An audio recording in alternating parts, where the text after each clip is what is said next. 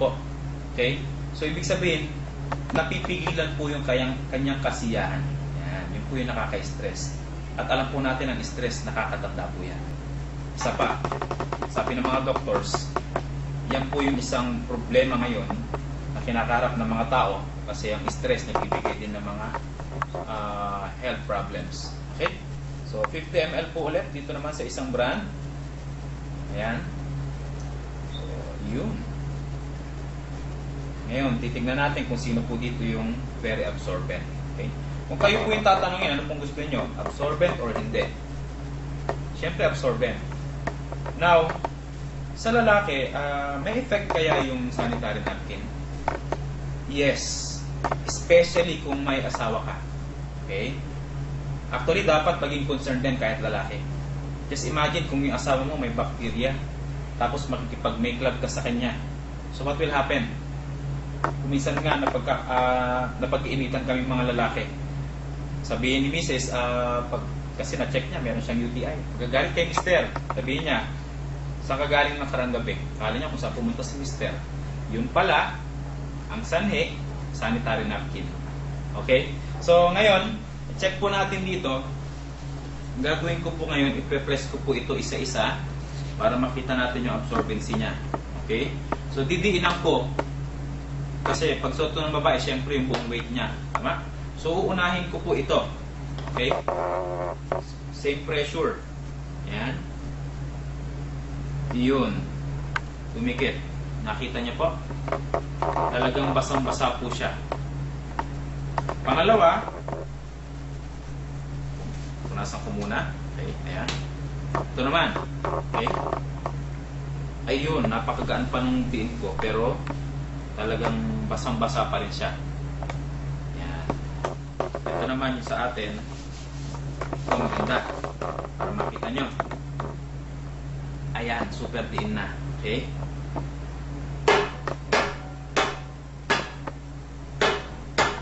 Yun. Tuyo pa rin po siya. Diba? So, kung kayo po yung mamimili, ano pong gusto ninyo? Wet or dry? Siyempre doon tayo sa dry. Correct? Then, ang maganda po niyan, ayun.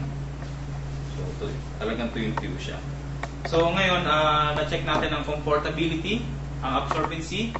I-check naman na natin ngayon ang materials na ginamit. Okay? So, going back dito, check po natin ang first layer nitong isang brand na to.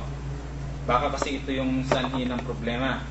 Kasi it's very alarming. Ang daming babaeng may UTI, dysmenorrhea, myoma, endometriosis, hormonal imbalances, cervical cancer, which is number 2 killer po ngayon sa buong mundo. And according po sa survey, 10 po ang namamatay na babae every day sa Pilipinas pa lamang because of cervical cancer. Okay? So, first layer po nitong isang brand na to. Check po natin. Kasi hindi naman usually ginagawa ng babae yan eh. Yung i-check yung materials ng napkin. Basta nakita nila sa commercial, maganda raw yung napkin, so isusuot na lang nila. So, ito po, kung papasanin natin, ayan. Ang first layer niya ay plastic. Ang plastic po, meron po yung harmful chemical. Now, lumalabas po yun kapag naiinitan. Now, saan po ito nakadikit? Nakasuot? Sa isang sensitive part ng katawan ng babae. Now, dahil mainit siya, yung toxin doon po lumalabas, inaabsorb ng babae. Kaya pala, ang daming babaeng may itchiness, pangangate, may inflammation. So, yun po yung nangyayari. Pangalawa, dito po ako nagulat. Nung first time ko po makita to. Akala ko, ang nilalagay ng materials dito ay cotton. So, let's check ngayon. Ano yung materials na ginamit dito? Yung absorbent materials. Okay? So, ito po ang isang baso ng tubig. Ayan. Tapos, lalagyan ko po siya ng isang purified water. Tignan nyo po. Ayan. Diba? Napakalinaw niya. So, tapos, kukuha po ako ng sample dito. Okay? Kapiraso lang. Alam po natin ang cotton, pag hinalo mo yan, hindi po yan nagsasabog. Or hindi po yan nadudurog. Pero ano pong nangyayari dito? Okay? Tignan po natin ha. Higop po ako ng konting tubig. Tapos, ibubuga ko po siya ulit. Yun. So, kung papansinin po ninyo, ano po yung nangyari? Nadurog po siya. So, madaling salita, hindi po siya cotton. Okay? So, nakikita niyo po yung napakalilit na mga particles na yan. So, yan po yung pumapasok sa katawan ng babae. Nagkakaroon ng cyst, nagkakaroon ng mga problema.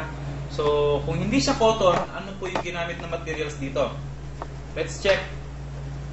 There's a possibility kasi na gumamit ng recycled paper ang isang manufacturing company dahil ito po ay isang fast-moving product. At saka mura siya. Tama? So, ayan siya. Recycled paper po siya. Okay? Now, kung recycled paper siya, paano siya ginawa? Ayan. 7 stages po yung pinagdadaanan yan bago siya pumuti. So, ibig sabihin, ilang chemicals na po yung pinagdaanan yan. Okay?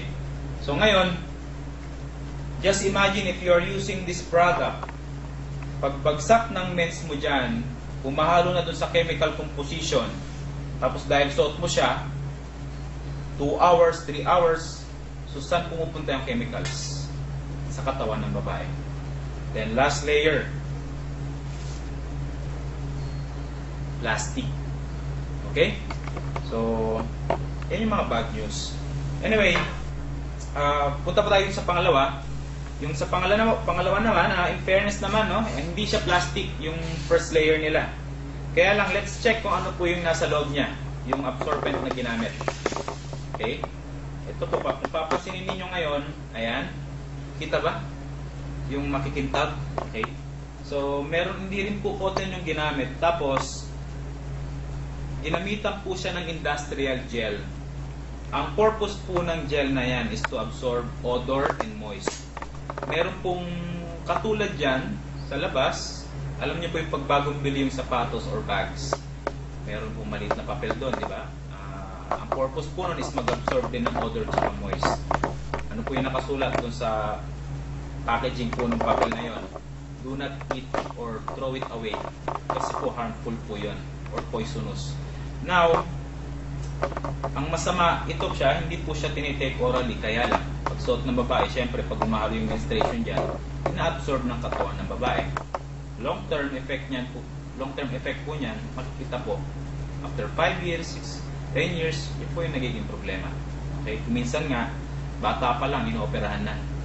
Okay? Kaya pansinin nyo rin, yung materials